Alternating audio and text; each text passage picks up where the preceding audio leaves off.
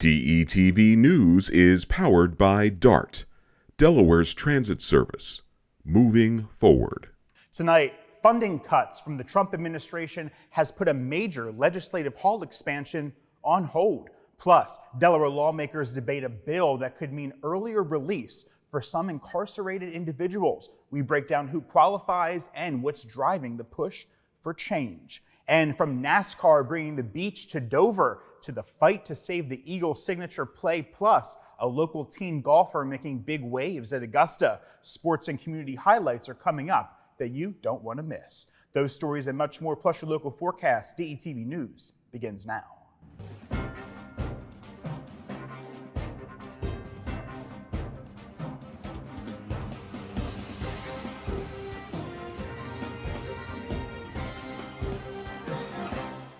Hello and welcome to DETV News for this Thursday, April 3rd. I'm Matt Ford. Here's what's making headlines today across the first state. Delaware Attorney General Kathy Jennings has joined a bipartisan lawsuit against the U.S. Department of Health and Human Services and Secretary Robert F. Kennedy Jr. The coalition of 23 states and Washington, D.C. is challenging the sudden termination of nearly $12 billion in public health grants, calling the move illegal and harmful. Delaware itself could lose more than $38 million in funding used for COVID vaccines, mental health services, and community health workers. Jennings says the cuts would dismantle key health programs and hurt rural communities first. The states are asking the court to block the decision while the case moves forward. And while attorney generals are taking their case to the courts, millions of people are expected to take to the streets this coming Saturday in protest of President Donald Trump's policies. The protests, which are being called Hands Off National Day of Action, are centered on taking a stand against President Trump and Elon Musk's recent policy actions, including firing federal workers. As of Tuesday afternoon, there were more than 950 protest events planned across the United States, organized by more than 150 grassroots organizations. There are 4 protests planned here in the first state, including Dover, Newark, Sussex County, and Rehoboth Beach. Most events start between 11:30 a.m. and 2 p.m. And Delaware's House and Senate Democratic leaders have decided to pause their plans for expanding Legislative Hall due to new funding challenges, including cuts from the Trump administration. While the expansion aimed at improving public access and safety is on hold, a controversial $33 million parking garage project will proceed as planned later this year. Leaders emphasize the need for careful budgeting to support essential programs for the community while expressing hope to revisit the expansion in the future. And on Tuesday night of this week, the Food Bank of Delaware in Glasgow welcomed a flood of volunteers as it grappled with significant USDA cuts, eliminating 750,000 pounds of food. Representative Eric Morrison organized a donation drive highlighting the urgent need for community support. We're collecting food and raising awareness about 900,000 meals lost between April and July, he says. Food Bank President Kathy Konevsky emphasized the critical impact on vulnerable populations, urging the community to step up and help those neighbors in need. And 23 Democratic senators led by Delaware's Lisa Blunt Rochester have sent a letter to Education Secretary Linda McMahon expressing deep concern over the Trump administration's plan to potentially dismantle the United States Department of Education. They emphasize the need to protect federal support for 9.5 million students with disabilities who rely on special education services. The letter raises questions about how recent budget cuts and staff layoffs could impact students' legal rights to a free and appropriate public education. Senators argue that education expertise is crucial, not medical oversight, for meeting these students' needs.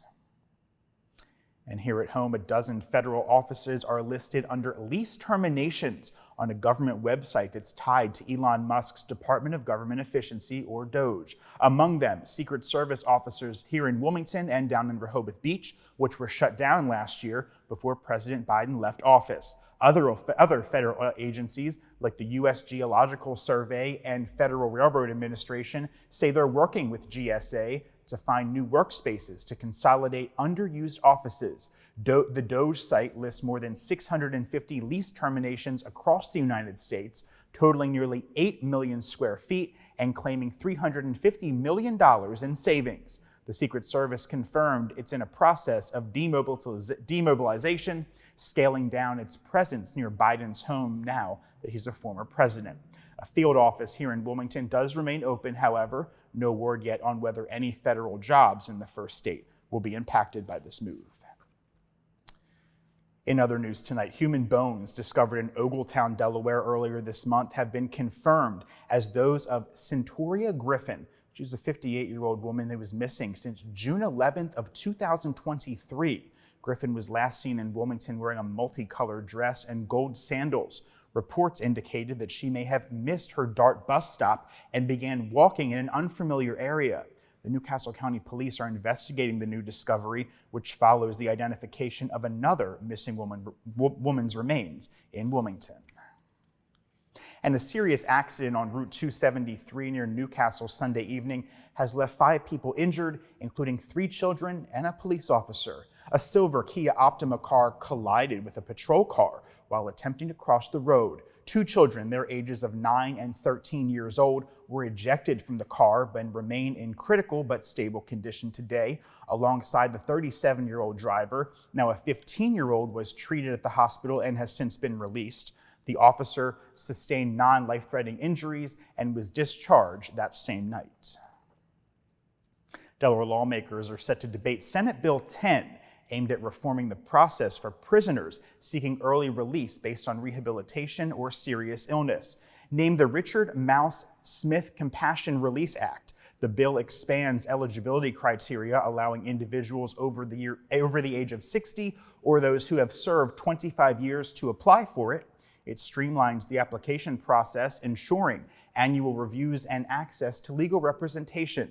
Supporters, including Senate Majority Leader Brian Townsend, emphasized the need for a fairer approach to justice. That bill honors Richard Mouse Smith, a prominent advocate for prison reform who passed away in January. Down to Kent County now, where Dover police say homicides, overdoses, and shoplifting all rose in 2024. The city saw 6 homicides last year, up from 2 the year before. Overdose calls jumped from 165 to 210 as the opioid crisis continues to impact the Dover area. Shoplifting incidents, they also increased, nearing 1,700 of them. Dover's police chief says the department's quality of life initiative is still underway, aimed at tackling drug use, lewdness, and prostitution. While improvements were limited, officials say they're sticking with it for now. The department says 100% of their homicides were solved last year, along with most burglaries and more than half of all shootings. And Delaware State Police are searching for 40-year-old Miriam Lindsay, who's believed to be involved in a shooting incident on Monday night in Hartley, Delaware.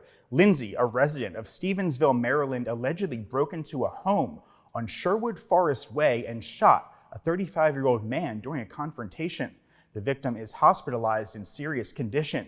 Lindsay faces multiple felony charges, including attempted murder and home invasion. Authorities urge anyone with information, of course, to contact authorities. And crews were unable to tow a dead humpback whale out of an Indian River Bay on Wednesday. Experts say the shallow water and the whale's massive weight literally made it impossible. It's the 3rd dead whale found in the state of Delaware just this year. The 35-foot humpback is believed to be a juvenile or subadult, they say. A necropsy will be done once the whale can be moved. If you spot a stranded marine animal, you are asked to call the Murr Institute hotline. That number is 302-228-5029. Now let's turn to your first state forecast and a few special events happening around our state. Our Shakara Denise is here with all you need to know. Hey, Shakara. Hey, Matt, and can we just take a moment, Matt, real quick to talk about this crazy weather we've been having this week? One day we're breaking out the umbrellas, and the next we're wondering if summer showed up early. Mother Nature has been giving us some surprises lately and keeping us on our toes. But as we head into the weekend, things are sorta settling down. Here's what you can expect. On our Feel Good Friday, expect a morning shower. Otherwise, it will be cloudy and cooler with a high of 64 degrees and a low of 52. And on Saturday, we will have a bit of rain in the morning with cloudy skies throughout the day and a high of 56 degrees and a low of 52 degrees. And wrapping up the weekend on Sunday, we will have a breezy morning with considerable cloudiness and warmer temperatures. A passing shower or two is possible, but we will have a high of 71 degrees and a low of 44 degrees. Now, let's check out some must-attend events across the First State, starting with Shakara's Spotlight event, Steel Magnolias. Experience this heartwarming play by the Chapel Street Players in Newark in their brand new state-of-the-art theater. Performances are scheduled from April 4th through April 12th with evening shows at 8 p.m. on April 4th, 5th, 10th, 11th, and 12th, and matinees at 2 p.m. on April 6th and April 12th. Tickets range from $12 to $25. For more details, visit their website, chapelstreetplayers.org, or contact them at 302-368-2248. Next up, head to the Delaware Art Museum for a couple of cool events. On Friday at 12 p.m., they will have an Art is Tasty, Green Grass and Purple Rocks by John Sloan. You can check out the exhibit and join in on the discussion of Sloan's artwork. And on Saturday, come right on back and attend the live music brunch, Prodigal Notes featuring KJ McNeil. You can enjoy live music during brunch at 11 a.m. For more info, visit their website. Now, if you're down in southern Delaware and near the beaches, head over to Lewis. They are having their Lewis Tulip Celebration from April 1st to the 20th. The 16th annual Lewis Tulip Celebration showcases beautiful tulip displays throughout the town. It's a perfect opportunity to enjoy spring blooms and explore the charming town of Lewis. And on Saturday, check out the Backstage Pass Party. Enjoy an evening of live music by Corduroy, food and drinks from 8 p.m. to 10 p.m. at the Hyatt Place in Dewey Beach. This community event promises a lively atmosphere and, hey, good vibes. Stay safe, everyone. Have fun and enjoy the weekend. Back to you, Matt.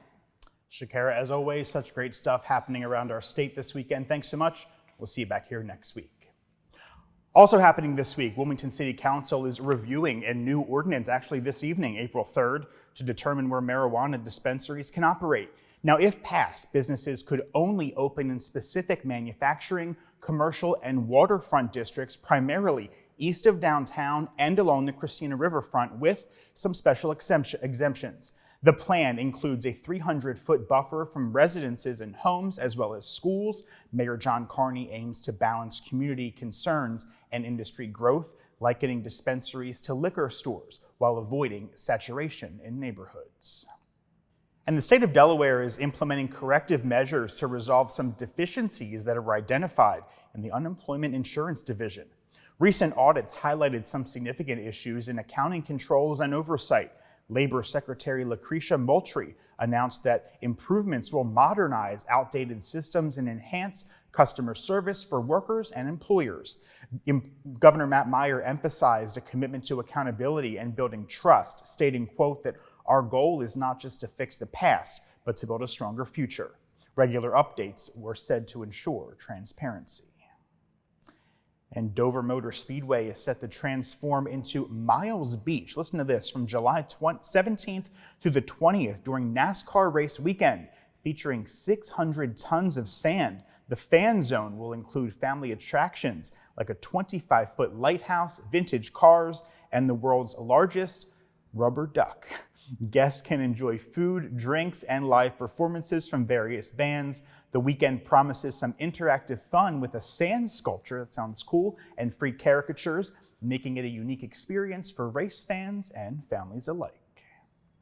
And from racing to the track to action on the field, let's head over to sports now with Nick, who's got the latest on the Eagles high school sports spring rankings and a local star's big league debut. Hey, Nick.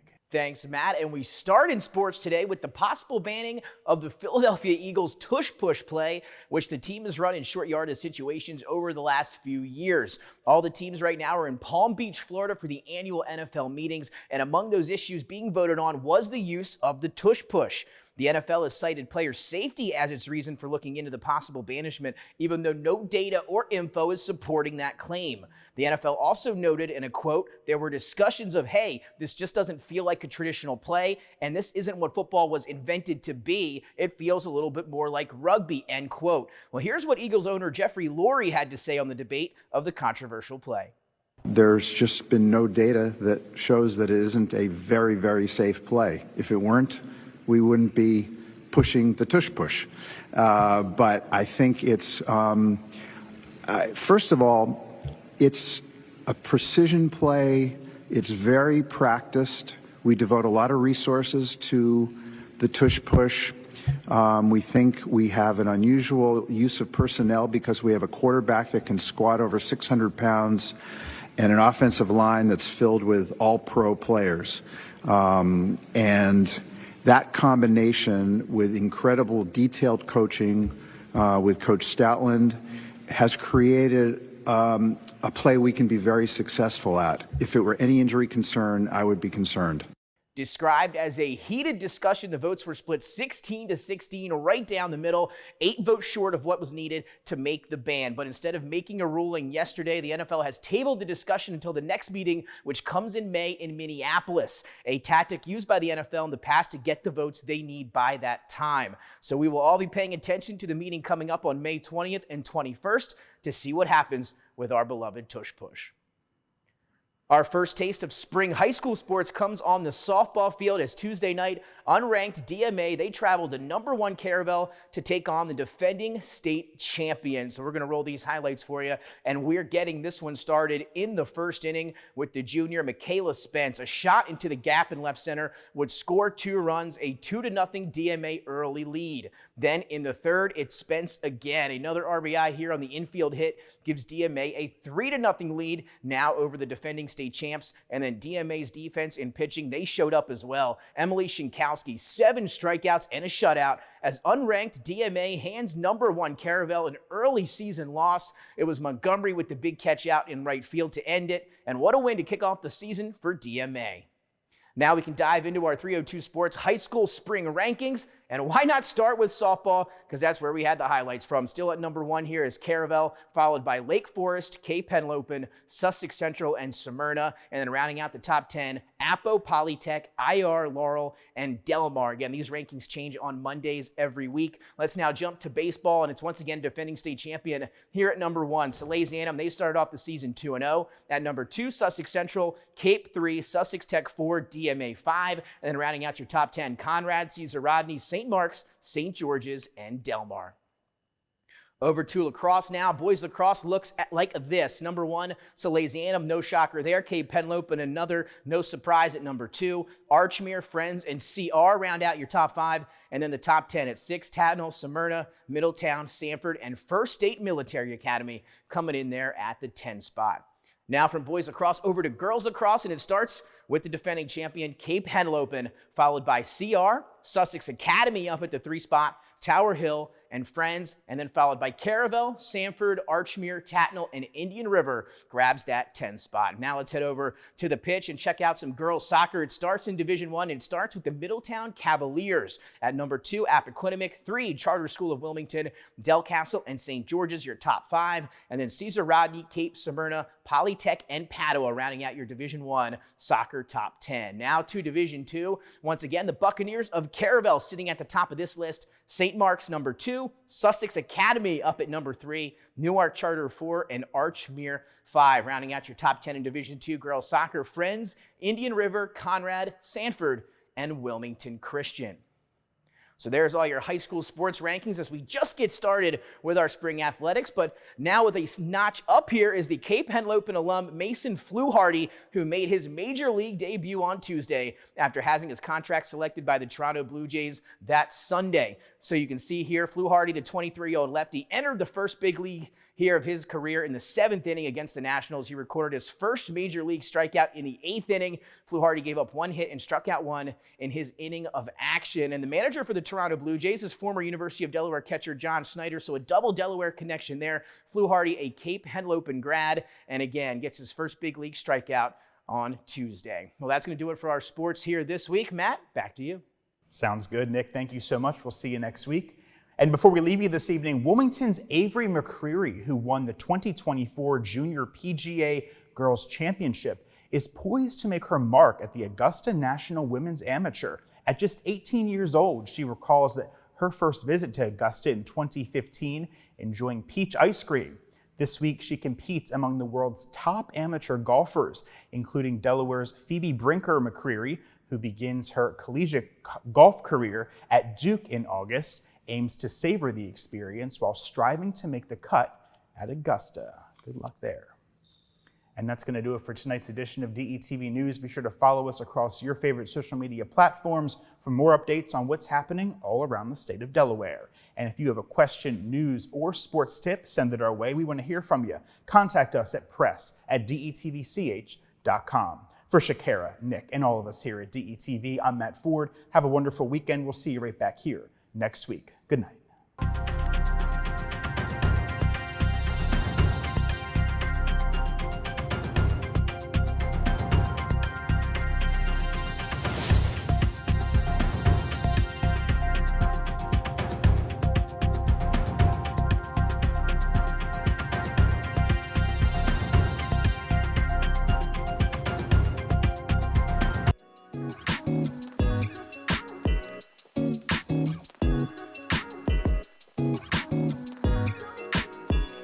We don't talk about prostate cancer enough, and it's the most diagnosed form of cancer and the second most common cause of cancer death among Black men in both Delaware and the United States. Approximately 1 in 8 men will be diagnosed with prostate cancer in their lifetime, but just by asking your healthcare provider if you should get a screening could help you detect prostate cancer early and save your life.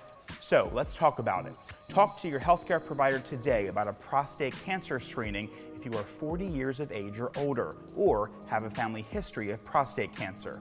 If you don't have insurance, or if your insurance doesn't pay for cancer screenings, Screening for Life may provide you with the screenings that you need, and Nurse Navigators make this process easier. To learn more, visit healthydelaware.org/prostate or call 211.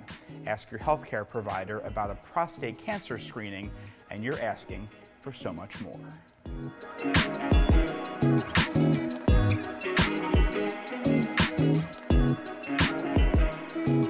My name is Jason Aviles, and I am the founder and owner of Fly Yogi, and I'm here to share with you some tips to be able to help fight opioid addiction.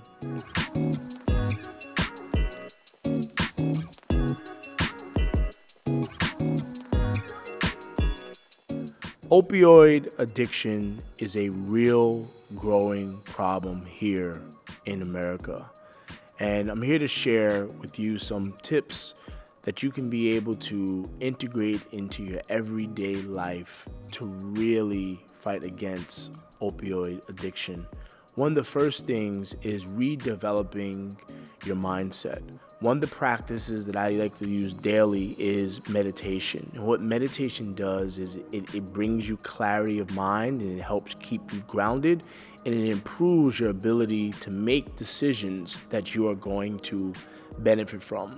A lot of the time we find that addiction is rooted in our mindset. It's rooted in how we think and how we perceive, and therefore how we act. So this is a really good way to help fight against that energy of addiction. The second thing is improving your lifestyle through diet and exercise. At the very root of addiction, there is substances within the body that's causing the addiction on a physical level. When we begin to introduce healthier foods, plant-based foods, we begin to remove and detox the substances that are in our body that's causing and attracting the addiction. So through incorporating more fresh fruits, vegetables, nuts, seeds, grains, and even drinking water on a daily basis, you're going to put your body in a state where it's going to be able to fight the root causes of these addictions. The second part is exercise. Exercise is good for mood, It's good for energy. It's good to increase vitality. It's good to get your heart pumping and get your blood flowing and get oxygen moving throughout the body. So through engaging in physical exercise, complemented by incorporating healthier foods, you're putting your body and your mind in a state where it does not want what's causing these things that are manifesting negatively in your life. So addiction can really be decreased by just incorporating a healthier lifestyle through diet and nutrition, exercise, and then also making sure that you're tackling the mind through mindset, through meditation.